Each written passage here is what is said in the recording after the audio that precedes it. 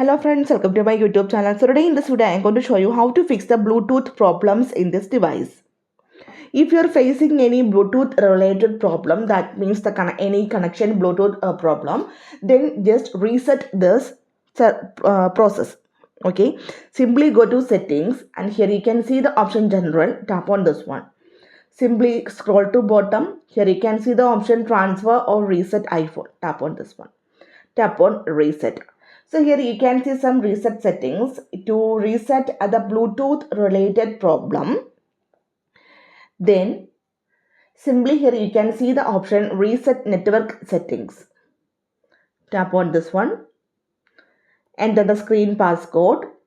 Confirm this with the reset network settings. So if you're facing any Bluetooth related problems, then if you do this process, then it will fix all the problems. So hope you guys enjoy this video. Thank you for watching. Thank you. Bye-bye.